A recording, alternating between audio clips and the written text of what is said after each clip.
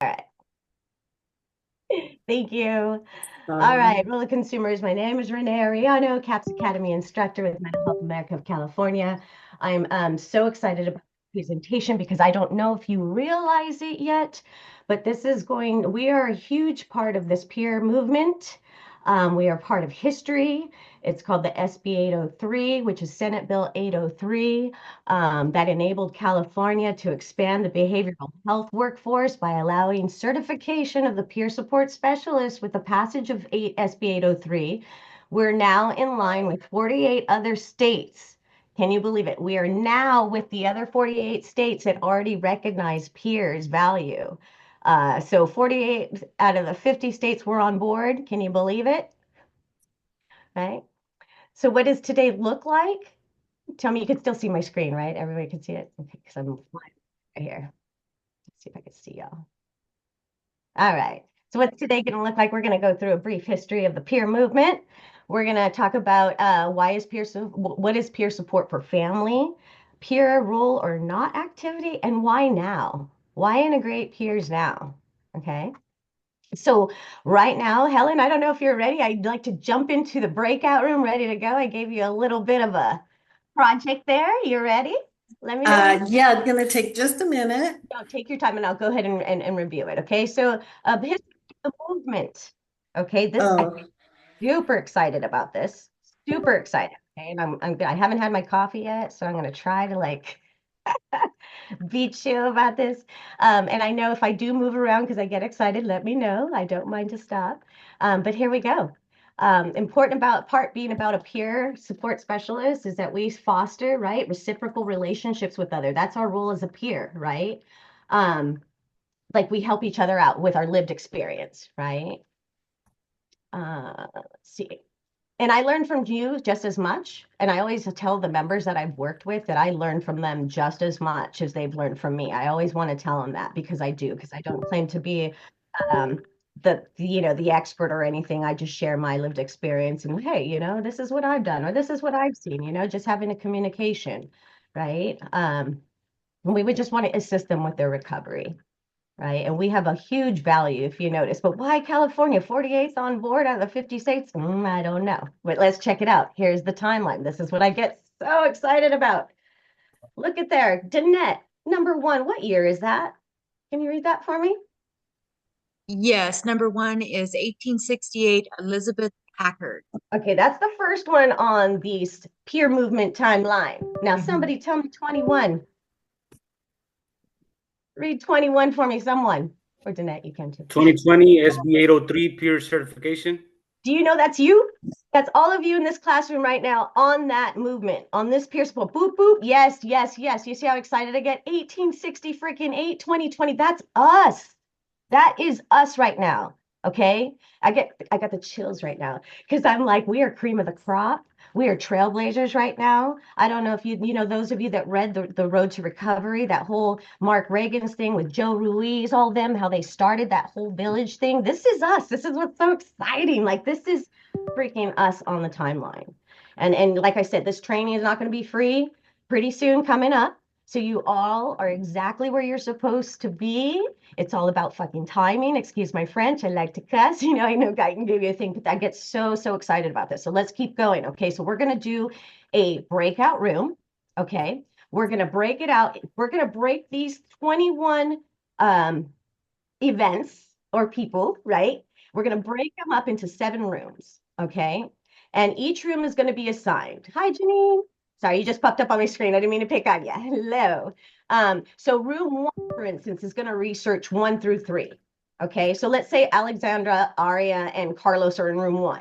Okay, uh, each of you are going to take one of those. One's going to take Elizabeth Packard, Nellie Bly, and one Clifford Beers. What you're going to do, you're going to research it. Get on Google, get on there, find the nuggets. Why? What is it in 1 to 2 sentences? Because we only have 2 hours and we have a bunch of you, right? A bunch of us.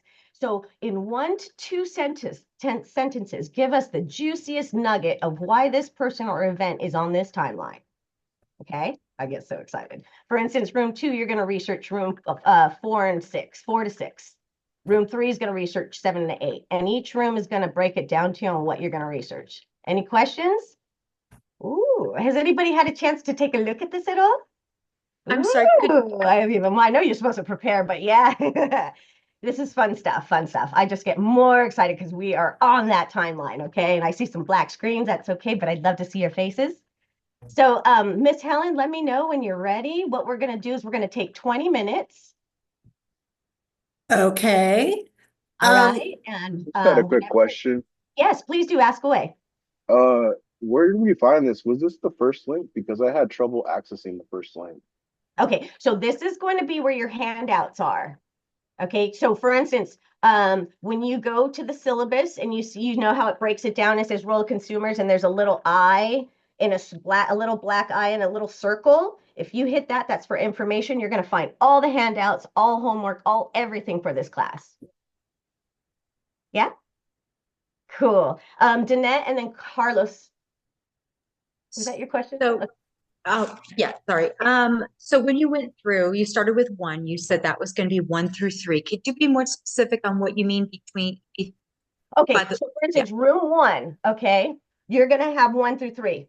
You're going to research 1 through 3. Each of you are going to split it up on who's going to research what together and then come back and report it out. okay, so can you finish the 1 through Sure, sure. 21 to tell us what, yeah, please. Oh, yeah. So it'll be labeled in your breakout. Let me see, in your room. But for those of you that want to get ready, let's see, here we go. so Renee, at this Yeah. point, they're not labeled. Oh, okay, no problem. Okay, so for instance, room 1, if you all take note really quick, room 1, you're going to research 1 through 3. Room Uh, 2, yeah. Renee, I can put your document on the screen if that would help. Yeah, sure. If you got it. Okay. Oh, yes. Thank you. That would be helpful. Let me turn this. Okay. So yeah, oh, thank you. Okay, I saw it, Helen.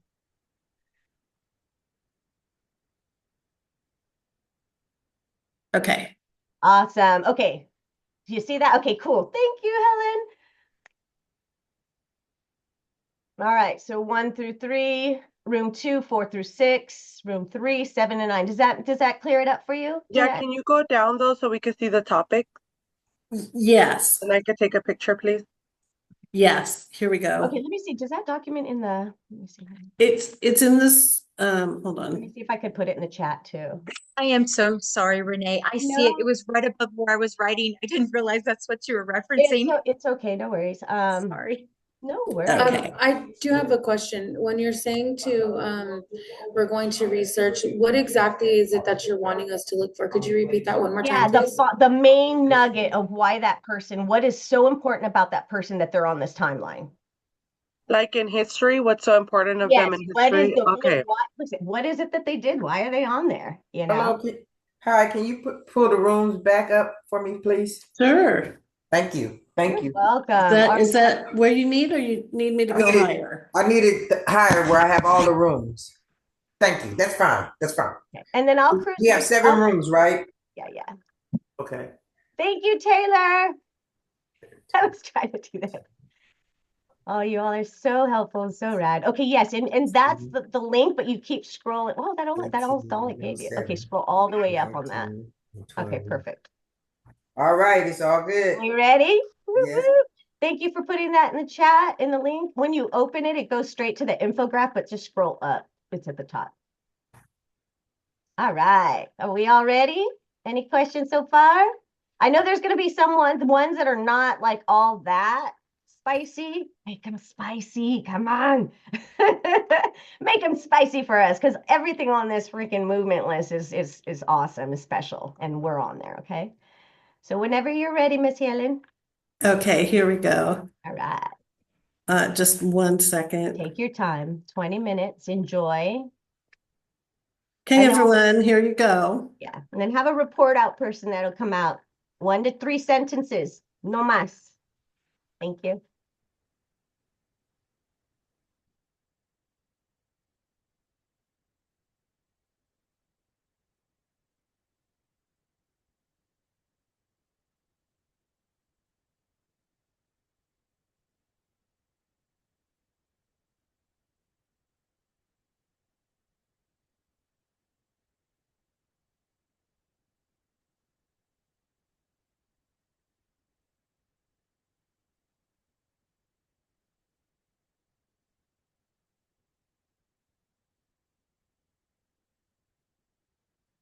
Maria, you there?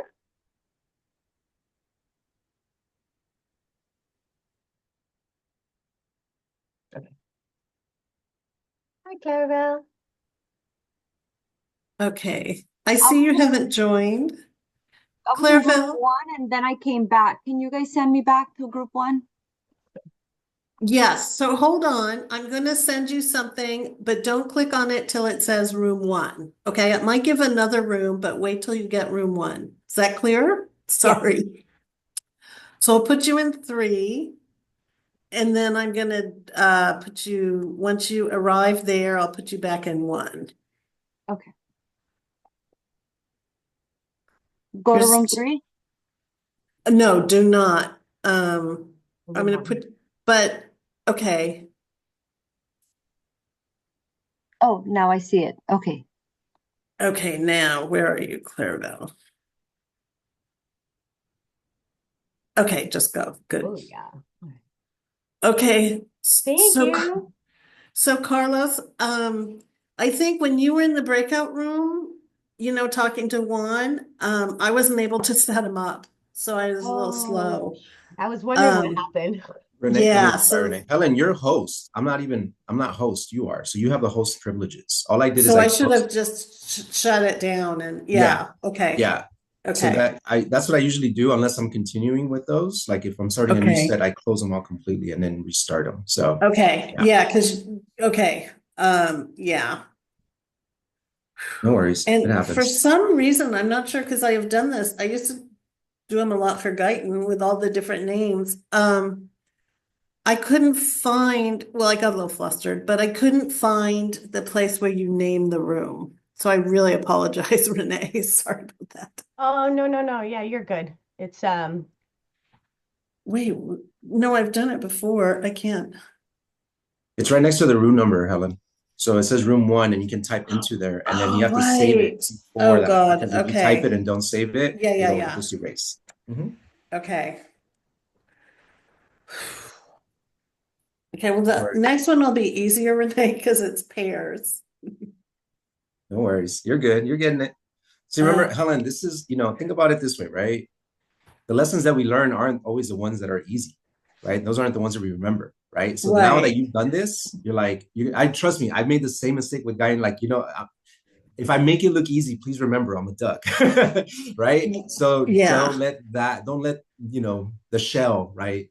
Take it away. Just learn from this. And then you're like, all right, now I know, right? And this Right, is why it's right, important to like, for us to meet like beforehand, right? Whoever the instructor right. is, like, right? Like Renee's like, hey, here are my rooms. So that way you can ahead of time be like, practice it, on your own. Yeah, Like, all right. So it helps to yeah. have to know, but this is stuff we'll figure out. So yeah, you're good. Right, right. And I think, today the lesson will be, I'll just shut everyone down. It doesn't matter because we need the Yeah, rooms. that's Yeah. exactly. Remember, when you're class support, that is your right. Like you do what you need Okay. to do. And then just if it involves everyone and changes, just let the class know. Be like, hey everyone, I pulled you back because I needed to change something. I'm gonna send you back. It's okay. And like it's not a big deal. Right, right.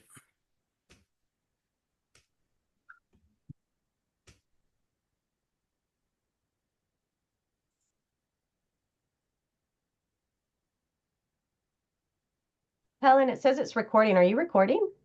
Are you still recording, Helen? No, I was just wondering because take a deep breath in. It's all good because I didn't see it was recording, but when I come back from a breakout room, it says recording in progress. So I wasn't quite sure. It's Okay. all Stop good. it. Either way, take a deep breath, Helen. Wait, where's the, Helen, yes. Thank you. Oh, is it on pause? No, it's not on pause. Oh, it's I still don't know. recording. I see the Okay. red button now. Okay. Yes. I I need a didn't even little- think about that. I was like, I thought it was off. Oh my gosh. So the other thing is, I accidentally, it's been a morning. I accidentally hit record to computer rather than cloud. And that's okay. That's okay. Because it'll just go, just remember it's on your computer. when you Right. Upload it and all that jazz. Okay. So what we'll do though is then should I continue to record it onto my computer? So it's Yeah, on for this the- class. Continue. Yeah, And For then the this next class one, only. just do it on the. And Okay. then you can end it, and then for culture, we start a new one. So, and that one can be Right. on the cloud. Okay.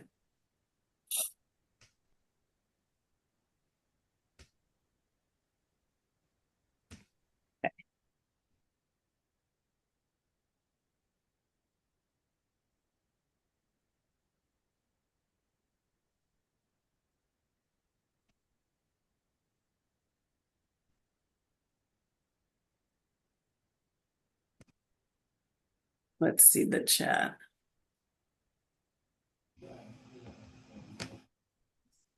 Oh, yeah, thank you. Ooh. Oh, super faint. Hi, Helen, I'm still having trouble.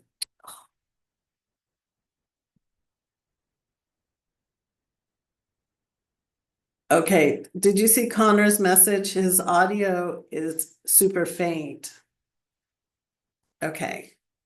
I'm just gonna say, we will have a recording if needed. Okay, I need to go down here. Wait, what's going on here?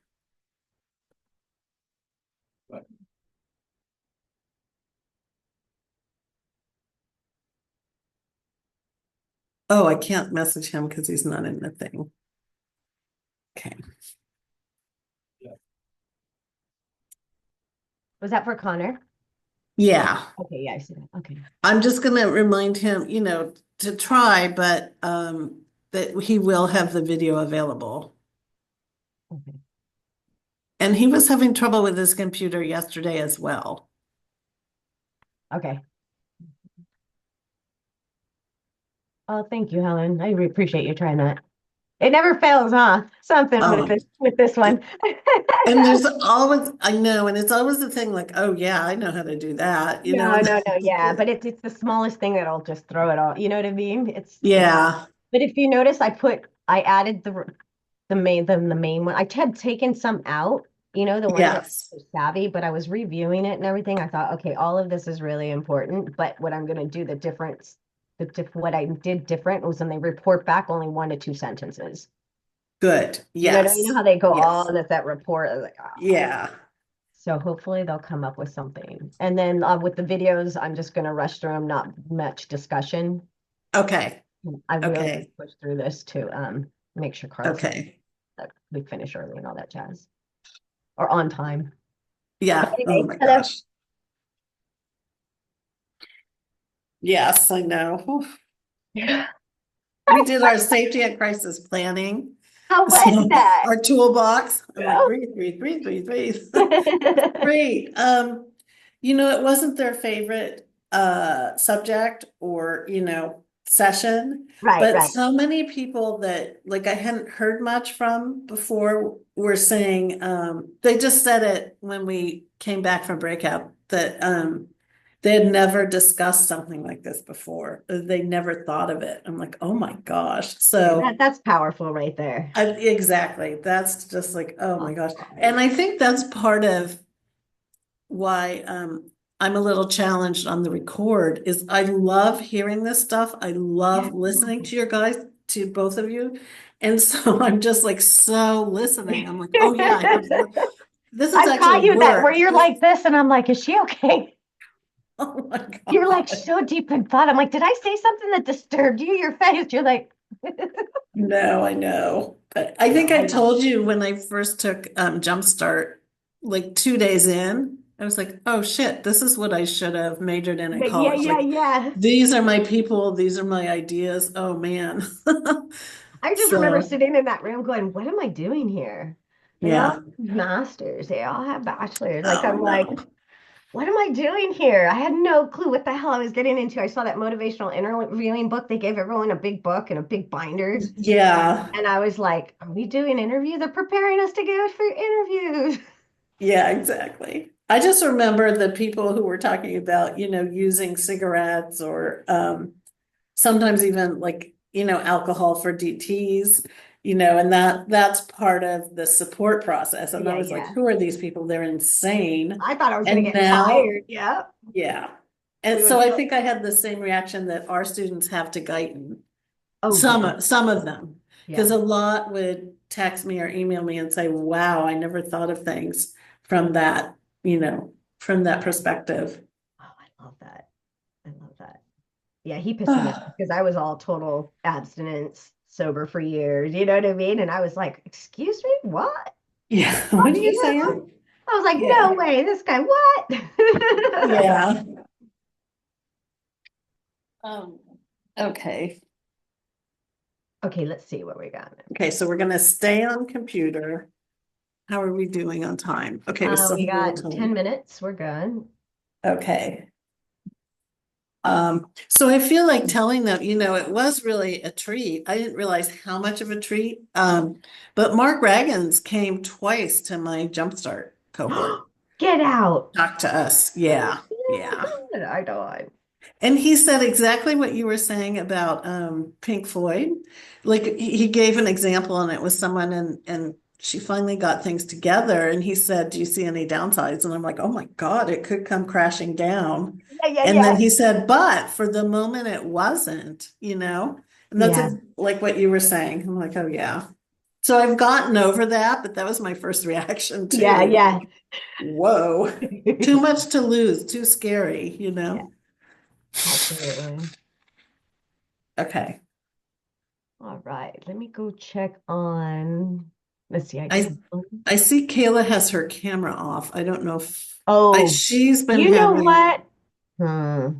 lots of technical Has problems. she? Okay.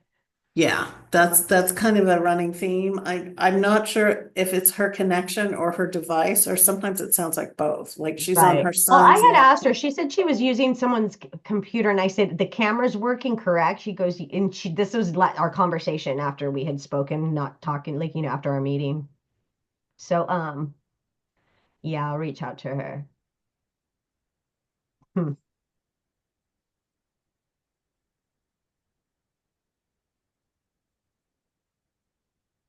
Did I do room 6? No, I didn't.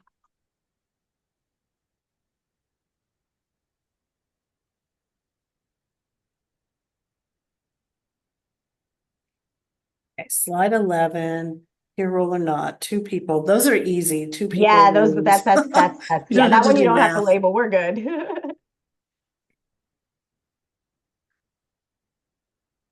Okay, let's check chat. Okay.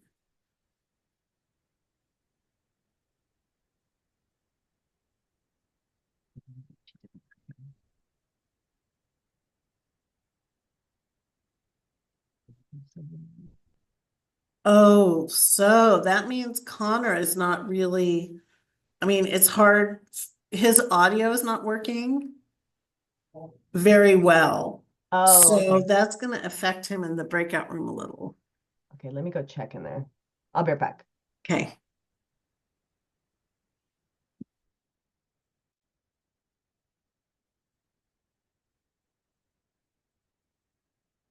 Kayla's back. What room was she in?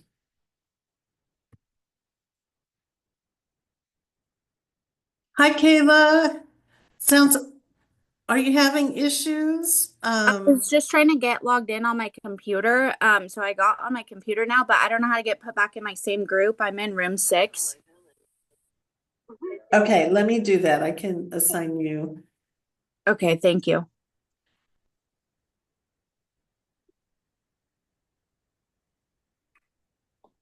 I got a question for y'all. For the homework, did you guys just?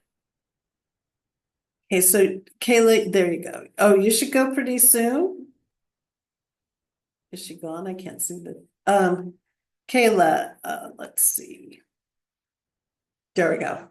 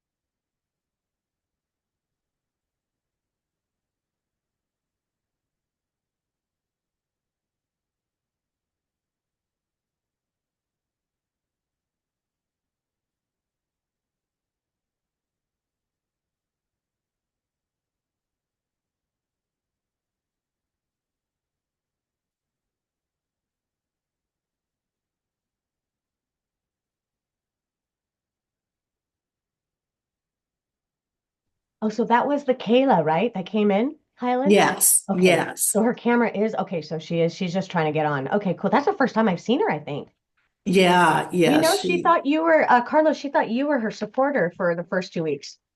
For the first week or something. Do you know anything? I had no idea who She she was. emailed, we went back and forth like 15 times. She canceled on me 3 different times. Are you And then when I serious? finally realized, I think it was when you were out of town, when you were in Sacramento.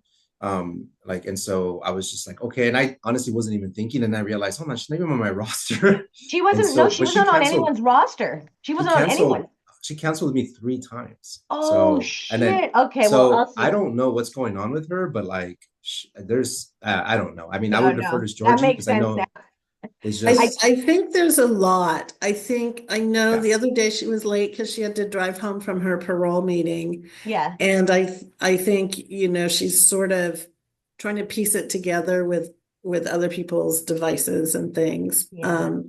So that's kind of annoying, but I think also she's really making an effort, She is. except when she cancels on Carlos all Oh, I those know. No, times. that So is I'm really, not like excusing her, but like the I big get it. picture is, yeah. No, Like no, I get now what I you're see saying. why I got her last minute. No, I'm just joking. Yeah. Well, but Carlos, so we were talking about that yesterday, and then I did wind up calling her, and she answered the phone, and she kind of was like, "Oh," and I was like, "Yeah," and I see that you were late 30. Oh, yeah, and I was like, "Yeah, we see the transcript, like we could see the timing," and she's all, "Oh," Oh, yeah. Yeah, she's trying to like work the she was kind of system. getting like, "Oh no, I was," and yeah, Yeah, she's working. And the thing is, like, I know I've said it. I go, Zoom sends us a report, the student portal yes, sends us a yes, yes. report. If you dip out, we know.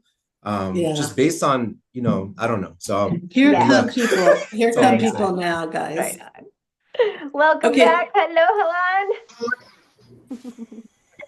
Hey, Hanley. What's up? Welcome back, everyone. Hello. Hi there. How was that? Yeah, interesting, huh? It was great. Cool. I love it. The history is so important. Oh, I love the history. All right. Tiasha? Tell me I'm getting it right. I'm gonna get Tashe. Tashe. Okay, hold on. Tashe. Okay. Tashe, I will get it. Do you have your hand out to report out, or do you have a question? Yes. So report out. All right. Fantastic. Okay, Tashe, what room were you in? Room 1. Oh, perfect. Let's start with room 1. I love it. Okay, let me share my screen because I loved for y'all to look at this. All right. Remember the juicy nuggets. All right. All right. You ready to report? What do you got for us? All right. So for room 1, we had 1, 2, and 3. So we had Elizabeth Packard Parsons, and she was born in 1816, December 28th, and she was also known as E.P.W. Packard. She was an American advocate for the rights of women and people perceived to have insanity. She was wrongfully committed to an insane asylum by her husband, who claimed that she had been insane for more than 3 years. And her trial, however, a jury concluded that she was not insane. After only 7 minutes of deliberation, she later founded the Anti-Insane Asylum Society, campaigning for divorced women to retain custody of their children. And then we had journalist Nellie Elizabeth Jane. She was born in 1864. She was an American journalist, best known for reporting in 1887. She went undercover to expose the women in an insane asylum in New York for inhumane conditions and treatments, and she faked their insanity and was committed for 10 days, exposing the truth, becoming an advocate for social justice for women mentally ill and poor. And then we had Clifford. Clifford Beers. Yeah, Clifford Beers, Clifford Whitingham Beers, who co-founded the National Committee for Mental Hygiene, later known as Mental Health America. He wrote a book, a memoir detailing his experiences with illness and abuse in mental institutions, sparked the mental health reform movement. Beers became a leading figure in advocating for improved care and treatment for the mentally ill. I love that. Thank you so much. Yes, Elizabeth Packard. She didn't agree with her husband's religion, right? So of course he was like, excuse me. So he put her in a asylum and put her locked her up in an insane asylum because she didn't agree with his practices were. So she went ahead and just started writing about the treatment that was in there, the treatment that the way they treated her. And then when she did come out, she did make a huge, expose them and also made it where men cannot put their women in, just commit them for asylum. And But when one last note is that there is a movie about her on yes, Netflix called The Woman They Could Not Silence. If y'all want to yes, watch it, it's actually a good movie. please do watch it. It's amazing. It's amazing. And just to think 1868, back in the day, a woman was able to do that. My goodness. But that's the very beginning. Okay. That's the very beginning. Nellie Bly, yeah, she was a journalist, a well-known journalist, and actually got herself committed to blow them out of the roof. Okay. Clifford Beers, he was a psychologist, psychiatrist, doctor. He went to Yale, then he had a little bit of depression and schizophrenia and wound up going into the insane asylum for years and was treated so poorly that when he got out, he's like, I'm going to talk about this. And his colleagues were like, don't write about it, don't do it. You're going to totally jack yourself. Like, don't do it. And he did it anyway. He's all, why am I gonna, I'm gonna fight in the light, you know what I mean? What do I have to hide? So those were three main huge big things. And there's some movies too on those two, Nellie Bly and Packard. So please, I encourage you to do some more research. Thank you. Room two. Who do we have? Is it Christina? Hi. Is that us? It is. Okay. Yeah, so it's 4, 5, and 6, right? Yeah. 4, 5, 6, Christina. Okay. So in our group it was Samantha, Erica, Juan, Mark, and Alexandra. Erica and Samantha, they took over the insulin coma therapy. And what insulin therapy was primarily used for treating diabetes, a life-threatening condition where the body couldn't regulate blood sugar levels. Let me see, where is Erica's? Erica's took it's a historical significance lies in how it paved the way for future psychiatric interventions and the medicalization of mental health treatment. Now Juan and Alexandra took the We Are Not Alone, WANA. And what they got from this was WANA is a person-centered evidence-based approach that emphasizes individual strengths and restorative nature of positive activity. And the goal was to provide support and advice and help others make the difficult transition from hospital to community. And Mark and I, we took the number 6, 1950, saw the widespread use of lobotomy and shock therapy. And what lobotomy and shock therapy is, they're both in the 1950s, both lobotomies and shock therapy, later known as electroconvulsive therapy, ECT, were widely used, although they are now considered outdated and ethically problematic treatment options for mental illness. What lobotomy procedure is it would involve surgical removing or severing connections in the frontal lobes of the brain. And what the shock therapy procedure involved administering electrical shocks to the brain to induce seizures. Awesome. Thank you. Yeah, and that was in 1950 where they take a piece out of your brain and they didn't ask you, hey, do you consent to this? Or, their family just did it, right? And then the insulin, like they were just putting people out like in a coma purposely because they come out a little sedated, like they showed that symptoms decrease, but then they're just walking around, the lights on, but nobody's home kind of thing, no quality of life. Thank you for that. Okay, who's the next one I see? Okay, room 3 is, let's see, Carlos, right on. You're representing Carlos. What do you got? What do you got for us? Oh shoot, sorry. Clicked the wrong button. You guys disappeared. Give me 1 second, sorry. No worries, take your time. Okay. So quick summary for number 7, we got Howie the Harp. When he was unhoused, he used to play the harmonica a lot, and that's how he got his name. He was a patient with firsthand experience who paved the way for the peer movement and peer-to-peer support. He also started the Howie Hart training program.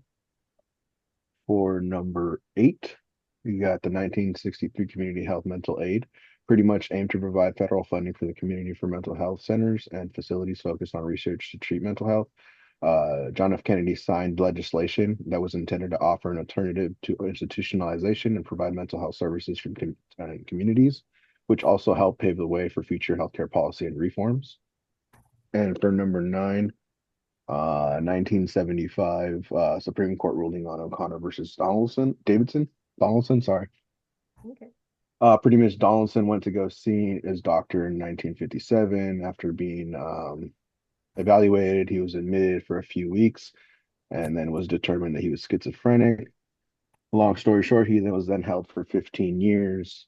In 1971, he sued for constitutional rights and liberty, saying he wasn't receiving pretty much his liberty. In the court, they decided that if a person is if an individual is not posing a danger to themselves or others and is capable of living without state supervision, the state has no right to commit the individual to a facility against their will, because before this, they can actually just admit anyone without any reason or What cause. year was that, Carlos? 1975. That 1975, where we could make a decided decision that we don't have to be thrown in there without our consent, kind of thing? Is that what you said? Yeah, it's wild. 75, you said? 1975? Yeah, Okay, just wondering. Keep going. that's what I got. Oh, Yeah, sorry. no, I was just Yeah. making a point. The time, you think of the years, that wasn't very long ago, No, yeah, that's pretty much it. Yeah, but yeah, it's Yeah. wild. All right, thank you. Yeah, no problem. Fantastic. Keep going. Okay, let's keep going. All right, who's next? Room 4, which I believe we have representing, is it Mary?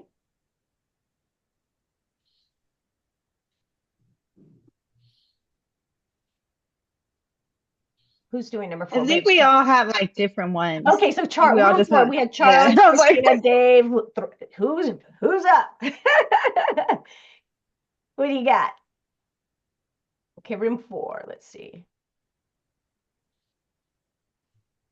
I thought Dave was gonna speak, but it's okay, I can. So we worked on 1978 on our own, Patient-Controlled Alternatives to the Mental Health System by Judy Chamberlain. Judy Chamberlain was an activist, and she's also part of, well, she passed away, but she was part of the psychiatric survivors movement. She wrote a book based on her experiences in public and private hospitals and what she learned from using services controlled by patients. And what that book laid the framework for all like peer support. Nice. Thank you. Thank you. All right. Next. First Alternatives Conference, 1985. Who's next on that one? I'm going to report on that one. Sorry, I was typing. But I know you're good. Is that Charles? What's that? yeah, the 85 Alternative Conference. Yes. It's confusing because I found 2 different like things talking about that they hosted the first annual one. So like I was like confusing Yeah, I because saw. yeah, one site says it was hosted by the group from Baltimore at Loyola, but then the On Our Own site says that it was hosted at Notre Dame. Oh, interesting. Right, so Yeah, same yeah. thing. I haven't heard the Notre Dame one, but Right, okay.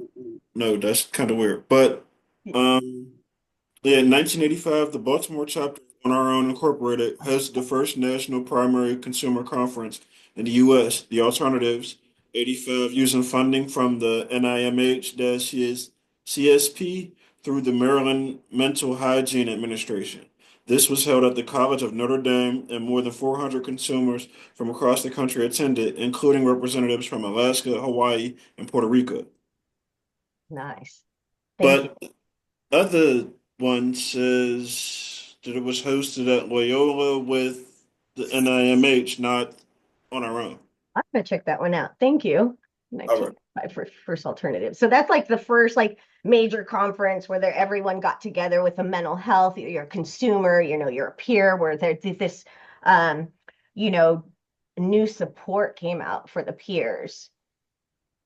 Where they're like, hey, we don't have to be thrown into hospitals. We could support ourselves, like the WANA. We are not alone. Those are the patients that are, the people that were released from the institutions and had to support each other. They were left with no resources. It was like, oh, okay, no extra support. So hey, Taylor, Renee, and Tave and I got together and we're going to start our own groups, man. And that's what we did. WANA, Alternatives Conference. This caught on with Dory and Kayla. So then they're like, hey, let's get together. Let's bring it out to like Riverside County. So we're just making this huge thing bigger and bigger and we all get together, right?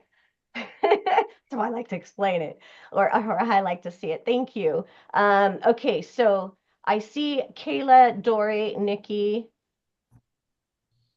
and Connor. Let's see who's next. Oh, Nikki. Hi. I see you. Go for it. Hello, can you hear me? 'Cause I'm like a Yes, little bit far away. hello.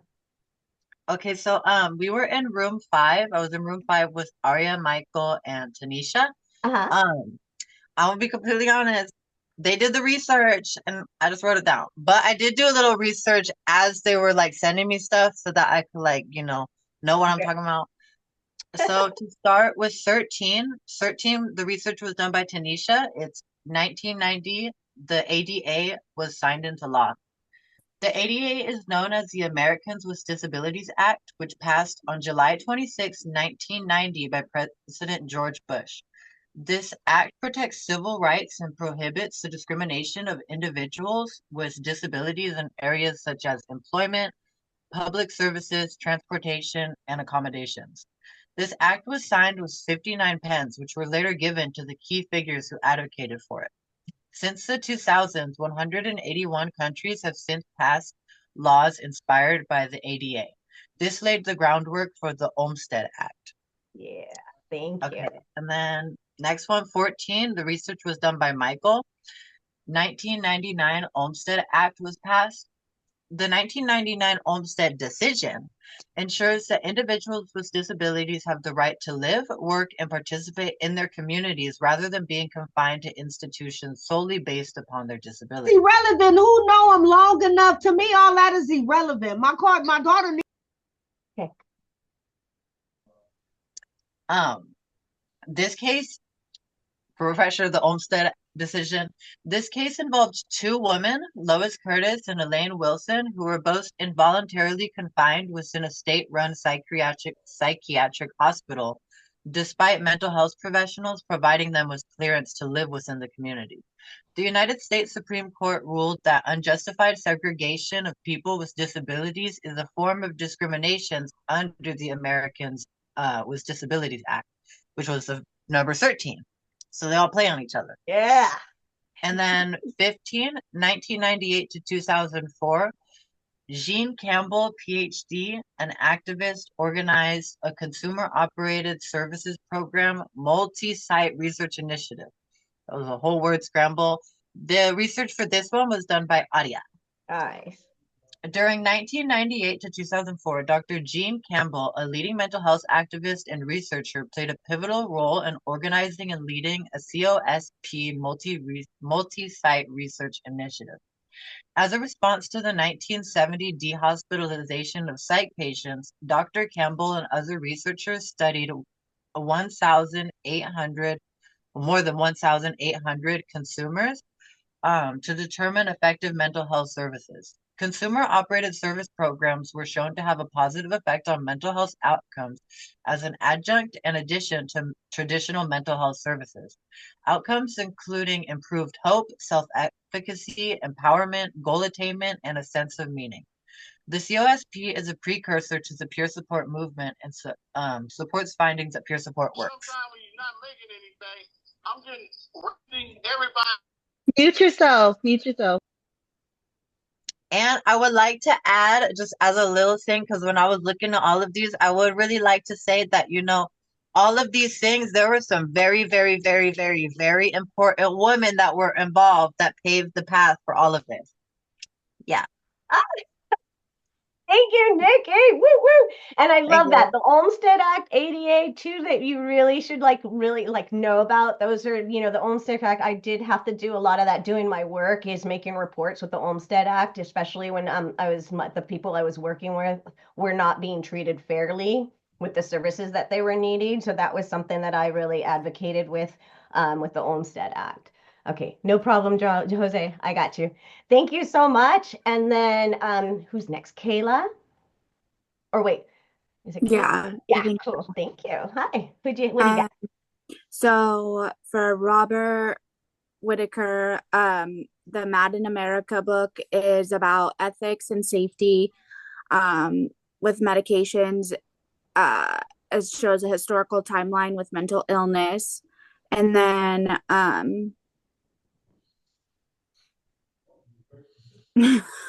sorry, I totally just forgot what I was talking about. Okay, the Anatomy and Epidemic book was the unethical practices with prescription meds.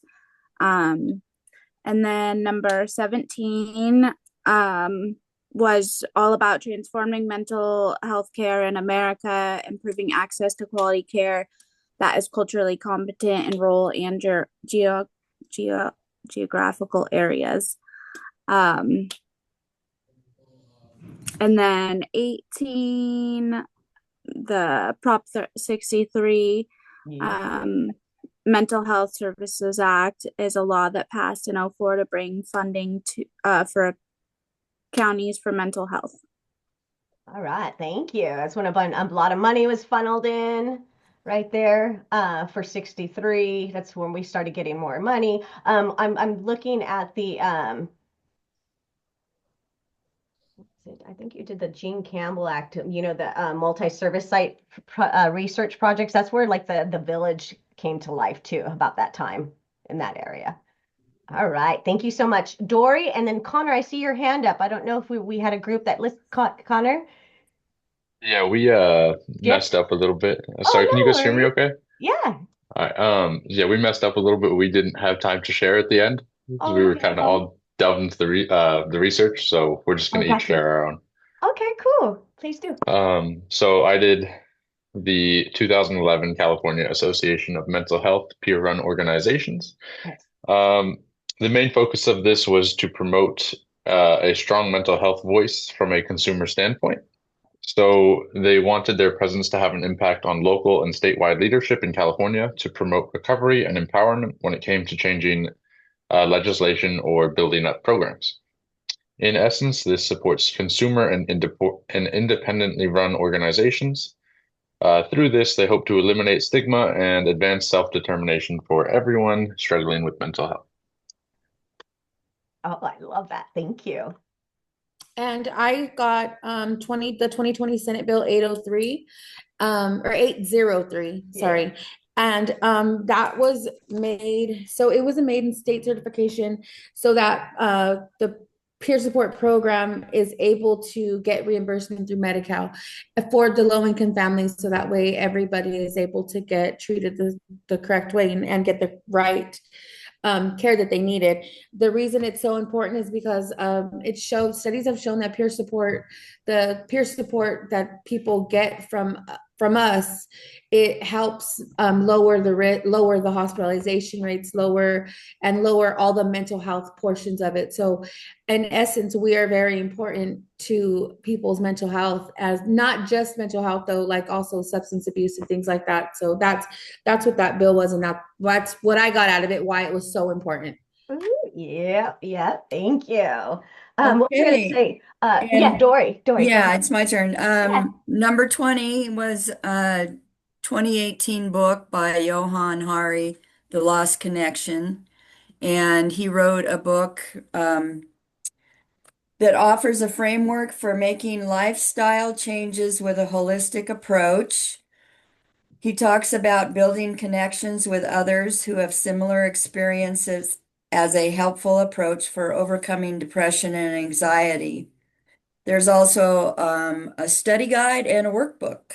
And the book is a personal odyssey where Johann gets to come to grips with the flaws of his own treatment. Oh, I love that. Thank you. And Guyton put a Johann video, the Rat Park, also from the same gentleman. We watched that video on Co-occurring on Monday with Joe. Yeah, he also did Chasing the Scream, which is a really good book. Oh, right? Oh, Yeah, it's on the war of drugs. I love that. Yeah, it was really good. And then Connor, too, I wanted to talk about the CAMPRO, peer-run organizations. Project Return Peer Support Network is a peer-run organization. Mental Health America of California is a peer-run organization up to the CEO. So this is really cool. Thank you all for that. I know I usually get so excited. We're gonna have a break in about 5 minutes, but I did want to show you something before we go on to break. And let me share this with you. I could see your squares. Let me know if you could hear it. Let's see who can see. All right, Tave. I like how you put it like that. Tave, I love it. Okay, I see your face, so give me a thumbs up if you could hear you. Hear it, okay? These are disabled protesters crawling up the Capitol steps to demand that Congress pass legislation to protect disabled people from discrimination. 34 years ago this week was the infamous Capitol crawl, a critical event that led to the ADA being signed into law.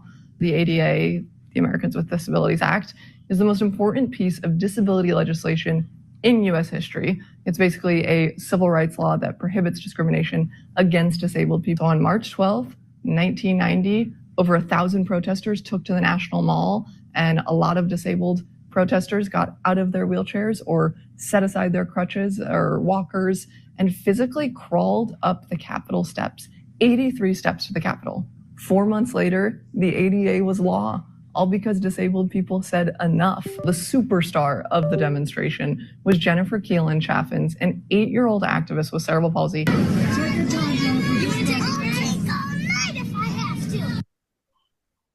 Ah, that just gave me the chills.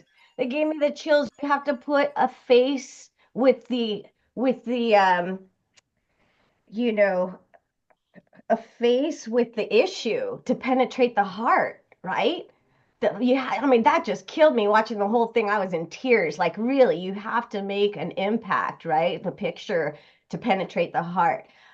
There's that, and that's why I think the ADA, just think about, I remember 2000 taking a human services 7 a.m. morning class at Fullerton College over here, 7 months pregnant, huge. There was no elevator, and I remember having to walk up the stairs and stuff, and I just think about simple things like that, an elevator, to not have your wheelchair to be doing that. But and then this also, I don't know if any of you knew this. We'll take a break after this, but we usually go into discussion. This is really not going to be on the exam, but this is just something for history that I want you to, I don't know if any of you know about this, but just for, just a little something to think about. And then we'll take a break, okay? There we go.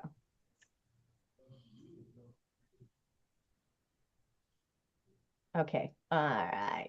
Elliot, I see you. Thumbs up, okay, if you could hear it. Do you know that it used to be illegal to be disabled in public? As recently as 50 years ago, cities and states across the country had ugly laws that barred disabled people from going outside. Come and take a deep dive into this scary piece of U.S. history with me, a disabled person who is not ugly. It started in San Francisco in 1867. The first law of this kind in the country deemed it illegal for, quote, any person who is diseased, maimed, mutilated, or deformed in any way so as to be an unsightly or disgusting object to expose himself or herself to public view. The cruelty of it is hard to process. Disabled people being labeled as objects unable to exist in society because we don't look or act a certain way. Similar laws started popping up all around the country. A lot were city laws, but Pennsylvania's was for the whole state. Veterans coming home from war wounded were often targeted. These laws were also majorly geared towards poor people. They were sometimes even known as unsightly beggar ordinances. They were, shocker, racist too. In San Francisco, the people oppressed included Asian immigrants who were considered disease-ridden. And one interesting caveat to some of these laws, disabled people could be in public if it was for performance or entertainment, meaning freak shows were a lot of disabled people's only means of survival. And what a clear message that sends. Your identity is acceptable only when it's being exploited. The last of these laws were repealed around 1974, the very last being in Chicago. 1974 is so recent. To put it into context, Biden was 32 in 1974, and so was I. Retelling this history is uncomfortable but important because while these laws don't exist anymore, their impact on our culture continues to be felt. It still isn't safe to be disabled in public. In fact, a 2021 Department of Justice report found that disabled people were disproportionately victims of violent crimes in the United States. And in 2019, the rate of violent victimization against disabled people was nearly 4 times higher than for non-disabled people. The last ugly law was repealed 50 years ago. Yes, we've come a long way since then, but there's more work to be done. I hope you learned something new here. All right. See why I like to show that? Wow. Right? 75, what was it? How long ago? 70? I'm just blown away. Like, if I didn't know about this, I saw this, I'm like, gosh, you must not have known about this. But just food for thought, something to think about right now. Go get another cup of coffee, do a stretch, and come back in 10 minutes. If you're surprised and you ever want to get a kick, look up 50 state laws that are ridiculous in the US and you'll find some Okay, that you are, got to put that link in the chat now, Carlos. they're so random. All right, enjoy. We'll see you in 10 minutes.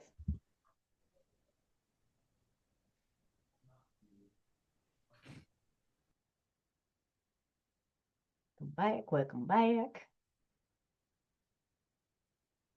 All right.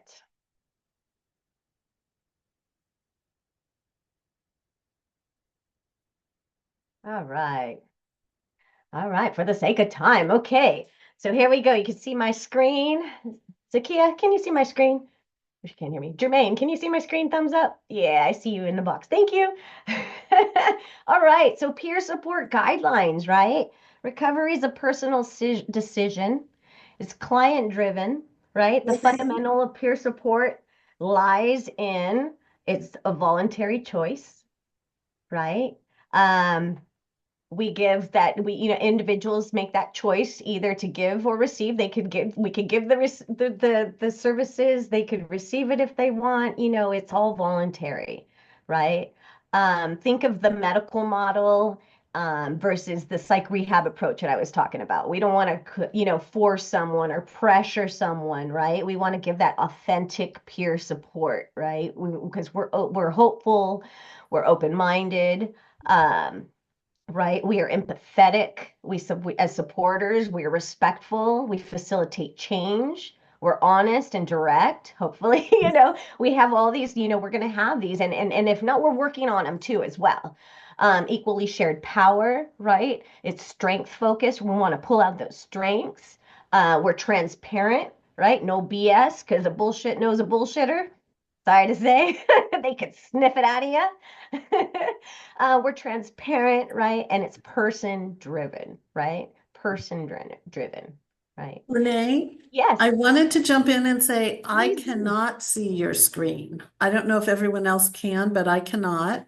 No, thank you. Thank you for that. Oh, here we go. And I see Taylor's hand up.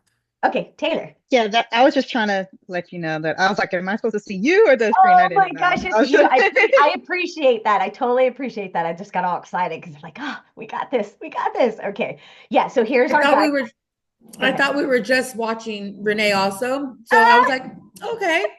You're okay. We're going with it. Yeah. I had a great slide for you. Here you go. No. All right. So we have guidelines now, right? We have guidelines. Just think about it. I think of the asylums back in the day. Has anyone ever heard of Ship of Fools? The Ship of Fools? See, I can't see anyone. So back in the day, like I always like to say this one, back in the day, Elliot, Jermaine, Renee, Mary, and I, okay, like Sunday at 6 a.m., we're going to go out in the front of town. They're going to have a hang-in the morning, and we're all going to hang out and meet there and watch it, Okay, not how it was back in the day, I think, right? But what they would do is they would put those people that looked different, had disabilities, maybe deformities or whatnot, and they would put them in this cage out in the middle of, of the city, and people would just be able to poke at them, pick at them, throw rocks at them, almost like, an animal in a cage, right?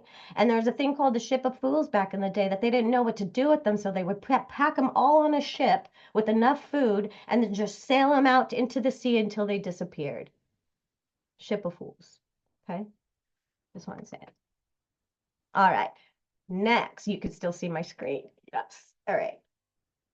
So what is a peer support for families and caregivers? We talk about, peer support for us and stuff, but what if for the families? And I know there's some of you that are parent partners in here, and maybe feel like you don't. So I've heard there's some parent partners that were like, I don't feel like I have the same story as you all, or not like that. No, you're just as important because you do have a story connected in a different way. Okay. And this is just a quick little video of pretty much what a peer partner is, a peer parent, or a peer for the parent, family member support. Can you hear it? A family peer support worker is someone who has lived experience with either their own family members or friends who have substance use or mental health challenges. I was introduced to some support groups for me to find out a little bit how to support my loved one. Through that, I was introduced to another family peer support worker who supported me through the process, who understood me, who felt what I was feeling, who exchanged experiences, who was very compassionate and kind. And I didn't feel alone in that whole process. So therefore, with that, I wanted to become a family peer support worker to help other people go through that in a more positive way. The journey coming through Access 24/7 with a family member is the client, the loved one who needs the support, is seen by a mental health therapist. From there, they are introduced to the family peer support worker so that we're able to sit down with them, either provide them supportive listening, advocacy as to what's going on, system navigation. We educate them on what their loved one is going through and how they will be supported through the system so that they understand how to support them. If a family member calls into our clinic here, they go through our crisis line. From there, they are passed on to connected to a family peer support worker. We do have 4 members on a rotation throughout the week, so they are able to be connected at any time. Family peer support workers also are able to see you out in the community, which works for a lot of family members instead of coming into the clinic. So we really try to meet people where they're at and make the process easy. I find that family members that we engage with are very happy and pleased that there's somebody there to understand. They open up, there's a connection that we have that you can't have with either a clinician or a doctor because we have lived experience. We're able to share that. So the bond can become really quite strong.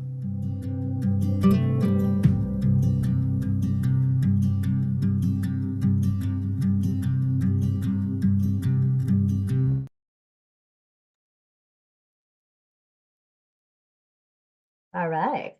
So same support, same everything, just a different, how would you say, a different avenue, I guess, in a sense, right? And I know, it made me think about me going through my own, my own journey, my own experience with my mom, like back in the day when I asked for help and she had no clue what the heck to do, especially when you're like, hey, mom, I have a meth problem. She was like, what? What do we do? What do we do? Sit next to me in bed, lay with me all day. Like that was her thing she needed to do. I could just stay with me all day and that wasn't it, but they don't know, they don't know unless they get some help. Just like, you don't know, like, you're for myself, it's like when you meet that person, it's like, oh, you understand. Oh my gosh, you get it. I'm not alone, it's like, oh. So let's keep going right here. So why now? Why do we focus on integrating peers into the workforce now? Why is California the 48th state now to get on board? Why? Why do you think?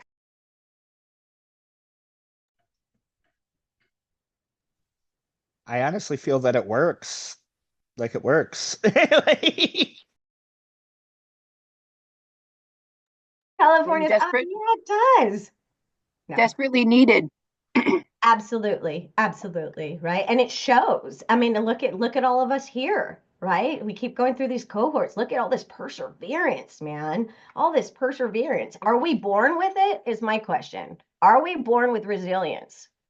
I think that resilience comes from life lessons that we go through. And sometimes different people have different sets of resilience and what they can come back from. And I just feel, I mean, that's my take on it. And I think that peer support is so important now because people like us we needed people like us to help people like us. It's kind of like it kind of goes hand in hand, you know, like we give what we get. And so I feel like that's a big part of it. Oh, thank you. Aria, congratulations to you, by the way. Thank you. I think it's probably a little bit of both, right? Is that I think humans are born with a certain amount of resiliency, just like we're born with all these sets of muscles, but then you can kind of choose to work them out, or maybe they get worked out just kind of naturally over the course of life. So yeah, but I think that a certain degree of like suffering and working through it, working through hardship, either resiliency develops while you're doing that or after the fact. Absolutely, absolutely. Oh, I love it. Right on. Okay, cool. Yeah, super important, especially like, since the pandemic, right? And the homeless crisis getting huge. We're just like, we have something to offer. We're healers. I have to say it works when you put two people that are experts of their own lives together that have some experience. Woo-woo. All right. Our last activity, I get so excited about this. Helen, are you ready? It's called Peer Role or Not. We're going to pair up. We're going to have 20 minutes, and each of you are going to have a partner in a breakout room. And what you're going to do is you're going to go through these 22 little scenarios and say and agree, is this a peer role or not? Okay. For instance, talk to your supervisor about suspected child abuse. Would that be a peer role or not? Yes. Why? We're mandated, right? Child abuse. 2, offer advice about a new prescription. No. Okay. We're all agreed, but let's say there's someone that says yes. Why? Discuss it. Okay. And then when we come back, remember, there's going to be 22 questions. Don't get stuck on one. There's some, because there's some key words sometimes people like to get a little stuck on, but that's okay. Try to go through the 22 when we're done. And when we come back and debrief, we're going to duke it out in a loving way. Honor, don't get so serious. No, but we're gonna sift through this and we're gonna talk about it. Where are the questions at? The questions. Okay, so am I sharing my screen? No. Oh my Not yet, goodness. but they're on the slides. Here we go. Right here. So these are the 22 questions that are gonna be up. Okay. And then so 20 minutes. And you should have that, most of you should have that handout, right? Yeah. Okay, cool.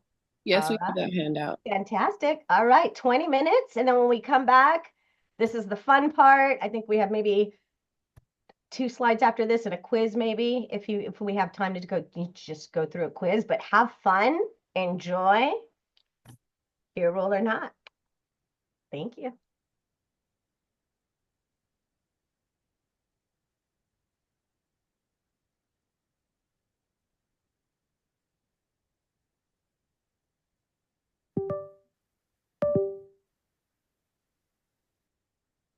Taylor's good at putting stuff in there. Yeah. All right. Okay, I think I'm gonna pull it off. Yay, good. Of course you will. Oh, it's a mess with that Okay, report this up. is- Okay. Got this. I know. I love your Harry Potter frames. They're so cute.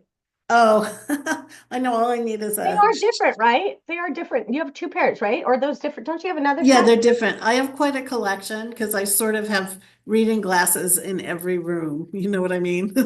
Oh, So I'm this gonna need morning that. I I'm thought, going to definitely need that soon, where I'm like, I can't yeah. stay. So Costco, you can get 3 sets of reading glasses for think it's $15.95 or It's in something. that pack, right? Yeah, the 3-pack. I'm wondering if I could do just a reader. You know what I mean? Because Yeah, you could try it. Or just especially like today, like when you're just on the, oops, there's lots on the chat. When you're just, when you're just doing your computer stuff and but I don't know how, Cool. Okay. Okay. Let's see. Okay. So Kayla has, Woo, how was that? How was that? Oh, I gotta have my t-shirt made. Helen, I'll have my t-shirt made by next, hopefully by the June cohort. And it's gonna say, it depends. It depends, right? Am So I Renee, right? Helen, share your screen. Oh, thank you. Thank you. Thank you. All right. So here we go. Let's share my screen. What do we got? I know we got a lot of rooms and we're going to try to make this in 15 minutes without like rushing everybody. Okay. How many of you caught yourself stuck on a couple, would you say? All right. I think I might know. So we're going to go through this all today. Danette, what you got? Let's hear it. Definitely. Can I just throw it out there without going in order? Absolutely. Go for it. Okay, so number 5, have an in-depth discussion with the person about their history of child abuse. What do you think? Peer roll or not? Well, Romaine was my partner, and we both discussed that if we were at a stage in life where we've gone through the recovery, we can laugh about that, we can talk about that, we bring that to the table first. It would be a light discussion. Oh, I like that. I like that also. In-depth. Okay, so when we see the in-depth, right? Of course, that's going to throw you off. Right. About their history of child abuse. Okay. Let's say, are we going to stop and go, stop, Christina? No, I can't hear about that. That's not my scope of practice. Shut you down. I would say no. I would let them express themselves, but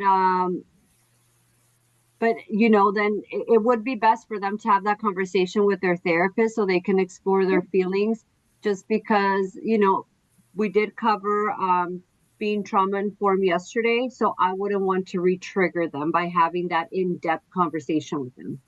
Love that. I love that. Yes, always exactly. I'm like, you know what? Hear them out. When you get that pause where you could go, we have a great clinician on the team and they know so much more about this. Would you like to meet her? Yeah, I agree, because there's also like a closing techniques open, for therapeutic that we don't have no knowledge of. Right, exactly. Keeping our scope of practice, right? You don't want to open up anything funky, but we do not provide therapy. As peer supports, our role is not to provide therapy, but we provide therapeutic activities. There's a difference. I feel like that I would feel what I think is that if if we're comfortable enough, then they're comfortable enough with discussing to us about any history they have in their child as far as child abuse goes, that's where we should keep it at. We should meet them where they are at, and if they're comfortable with telling us, then we should have that type of communication with it. But it shouldn't go no more than what they want to tell us, and it shouldn't be us trying to get it out of them. It should be them coming to us and being like, hey, this is what I want to talk about. Absolutely. Oh, I love it. Janine, what you got? Well, I was just asking for clarifications because I work in the field up here already. I have had in-depth conversations like that, and I'm comfortable with it. Therefore, they're comfortable. It's not therapy. I'm not guiding them with anything. However, I do listen, and it doesn't make me uncomfortable if they start talking about something that would naturally make somebody uncomfortable. Yeah. Right. So to me, it falls under a peer role. Yeah. And is this kind of the kind of questions we're going to have on a test? Because it can be confusing. Yeah, this is no, this is not what they're going to ask you on the test. The thing is, it depends. Right? It depends on your rapport with the individual, but it also depends on your policies and procedures, which trump everything. always fall back on your policies and procedures, your team, your supervisor, all that jazz, okay? Because what one program could say okay, another one is like, no. Zakiya. Hi. Hi. So I was in a group with Nikki Marshall, and we had a great dialogue. I think two of the things that stood out to us, and we really wasn't sure of, is number 3, take the client to community college for orientation. do that. Okay. And I said, I know that like with the Department of Mental Health, they do have company cars for peer support specialists or wild workers, where you can take your client out in the community to take care of business or do things as a peer. So we were saying depending on the company. And then number 4, developing a trusting relationship through going to a coffee shop together. Again, I guess that's kind of like you said, that depends. Because if it's a situation where you're working with a company that does not have company vehicles or does not provide petty cash, then you're pretty much kind of taking, using your own money or your own vehicle. So I guess those would be things that would you say, Renee, that those are? Absolutely. That's It what I get my depends. shirt made. It depends, because I know for sure that's how I built rapport, by taking them to the coffee shop, getting to know them. You want to build that rapport and develop and earn that trust. Okay, so that's super important. Yeah, going to a community college for an orientation, heck yeah, doing with rather than doing for, right? Remember, we coach, we walk alongside with them until they could do it themselves. Of course, I'm not going to register and everything for them, right? And I always say, I'm not going to work harder than you. I'm going to work with you. Can I ask one more question? Absolutely. What about number 14, send flowers on a birthday? Oh, that's a good one. It depends. What if it's from all of us and we all sign it? I know. Yeah, right. That'd be okay. Like that, Yeah, right? That's cool. Yeah. So Yeah. okay, and then also the bill, lend money for an emergency bill. Some people No. like, but if your program, we were able to lend them the money, but they had to sign something and pay us back. Okay, so it depends, right? We just want to know for sure. Do we, hold on, determine a diagnosis is inaccurate? No. Heck no. Okay, obvious, right? Do we refer them to a food bank? We Yeah, can. that's our role, right? Do we have an in-depth about a conversation about unresolved issues that go beyond supportive counseling? No. But if they start talking about it, we don't stop them, but we listen, right? How comfortable are you?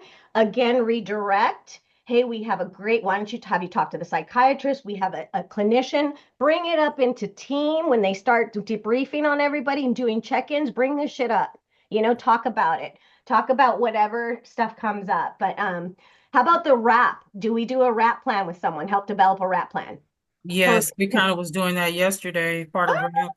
Thank you for that, because someone didn't know what that was. Okay, so this is really good that you're getting it. You're understanding the tools. Okay, I'm going to take 2 more hands, and then we're going to roll out and end it. We're going to do a quiz. Danette and then Frederica. Thank you, everyone. Yesterday there was mention from Helen that RAP was out of the question. Was that just in the studying yesterday? Out of the question, as in?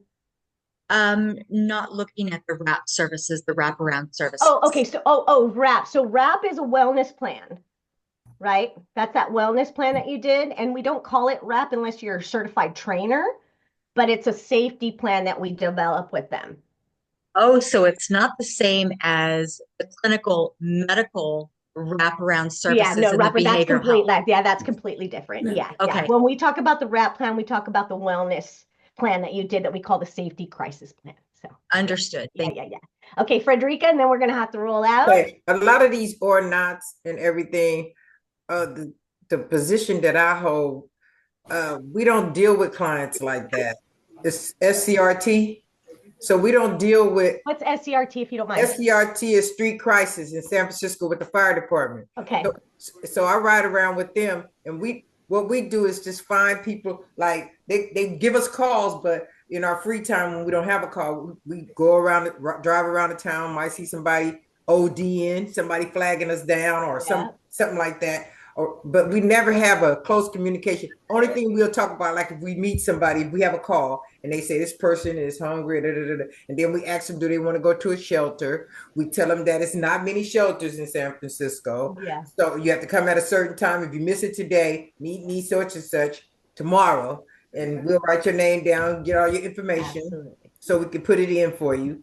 And if you get one, then we'll come back to where we met you at, and that's about it. It's no like let's talk about my life or nothing like that. We will refer you. They say, well, I need somebody to talk to. We say we have a lot of referrals, so we'll say we have some referrals. We have referrals for everything. Yeah, like, But we have referrals, and that's. I just wanted to put that in for people that do something different. You know? Thank you for saying that, because that's exactly, it depends, because we're all going to have different rules, but it all falls into the same kind of pot, right? The same soup. We're all just different ingredients in it, baby. Okay. I see the hands, but I also see the times. If you want to put it in the chat, I'm going to have to roll forward out of respect for time for everyone. So what we say matters. How we speak to people matters, right? So whoop, whoop, whoop, whoop, quiz time. All right. A consumer tells the peer support specialist that their Social Security disability insurance has been denied due to the error of the physician's form. Okay, the peer support the consumer's upset and asks you to fix it. How should the peer support specialist respond? A, let the consumer know that the peer support specialist can look into their chart and get some correct information and submit the form for them. B, tell the consumer that the peer support specialist will file a grievance to the Social Security Administration on the consumer's behalf.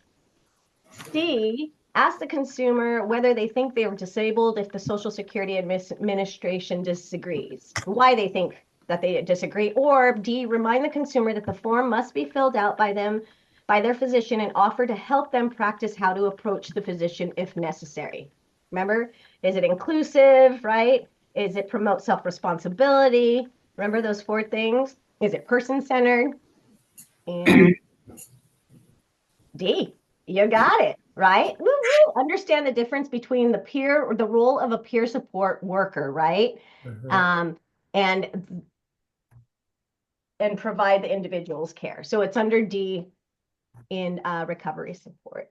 And thank you very much. And I know sometimes usually when we have time at the end, I'd like to go through the blueprint and show you exactly what that KSA and all that jazz means.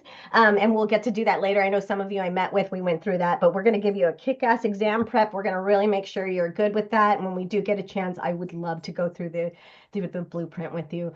Please remember to do the evaluations. You all are so wonderful. I hope your ears were all burning because we were talking about you in the meeting, and just you all are a freaking kick-ass cohort. I'm so grateful. You all be dangerously good out there, okay? Dangerously good. And those of you I haven't met with, I'd love to do a check-in to make sure we got that one in. And I can't believe, oh my gosh, we're in the 2nd week. But anyway, take a break, 10 minutes, and then you're going to have wonderful Carlos for the role of culture in recovery. Thank you. What time are we coming back? Oh yeah, 11:06. Okay, thank you. Ellen, can you stop the recording, please? Thank you.